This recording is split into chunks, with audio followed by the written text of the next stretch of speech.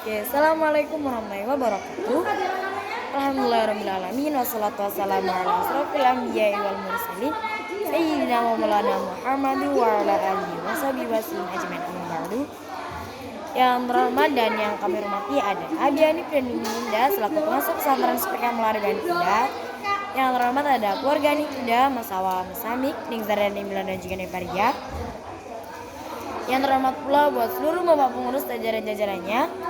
Yang terhormat pula buat seluruh jajaran Dewan Guru MTS MA Al-Quran Melari Indah. Dan tak lupa buat semua teman-teman yang berbahagia. Perkenalkan, nama saya Binti Sania Sangkarimba dari kelas 9 MTS Al-Quran Melari Indah. Di sini saya akan mempresentasikan tentang Kitab Sulaiman bab kelima.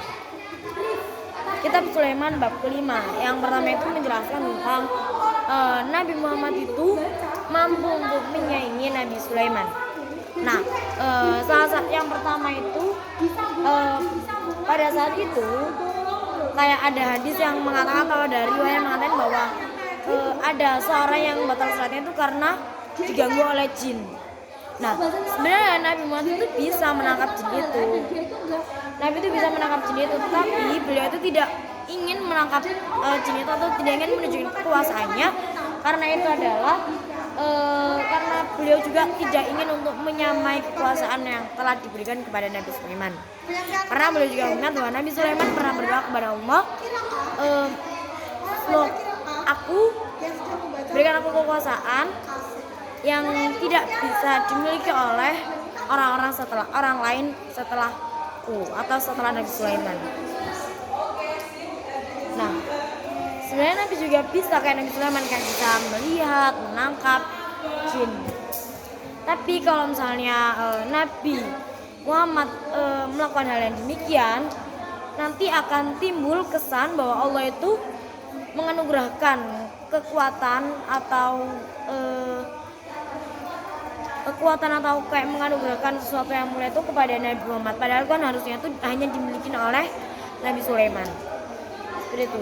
Dan yaitu kayak tadi ya, kekuasaan Nabi Sulaiman itu tidak ingin kekuasaannya yang dimilikinya itu atau yang diberikan pada dia itu dimiliki orang lain setelah beliau atau setelah Nabi Sulaiman. Nah, kayak gitu juga itu Nabi Muhammad memikirkan bahwa itu dapat mempengaruhi keutuhan pengabulan doa Nabi Sulaiman. Jadi kayak seolah-olah doanya Nabi Sulaiman itu nggak sepenuhnya dikabulkan. Nah, yang kedua itu kendaraan Nabi Sulaiman adalah angin yang sangat cepat dan itu patuh pada beliau.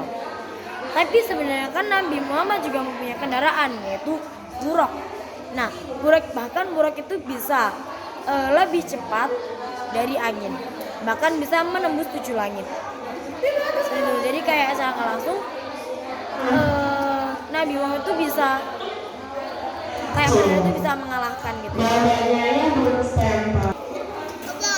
Nah, jadi kayak bahkan bukan bermaksud untuk membanding-bandingkan antara Nabi Sulaiman dengan Nabi Sulaiman ya, bukan bermaksud untuk membanding-bandingkan, tapi ini hanya kayak gimana ya, hanya memberitahukan saja untuk belajar.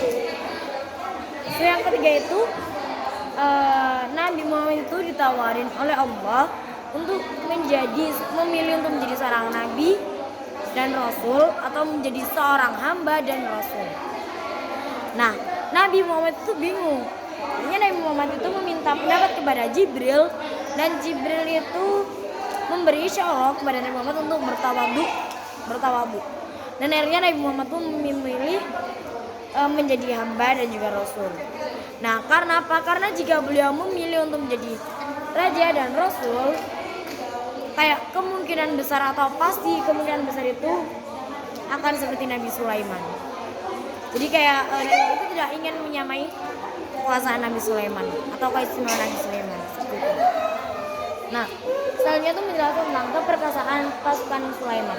Nah, keperkasaan ini yang dimaksud ini bukan maksudnya itu kayak banyaknya pasukan Sulaiman.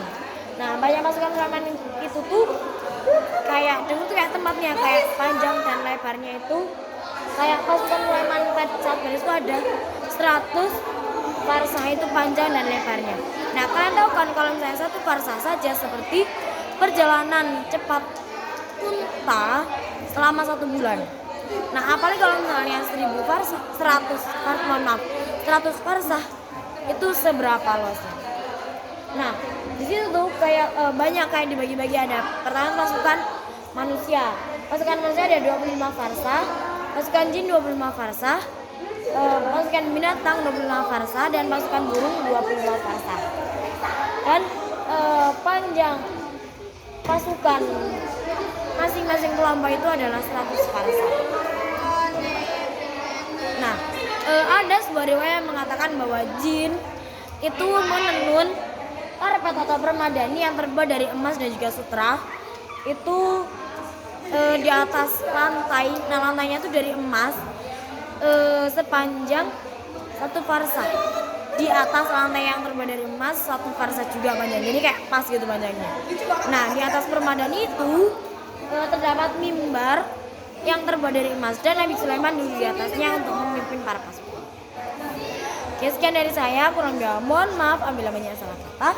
Akhirul kalam, intinya shiratal mustaqim. Assalamualaikum warahmatullahi wabarakatuh.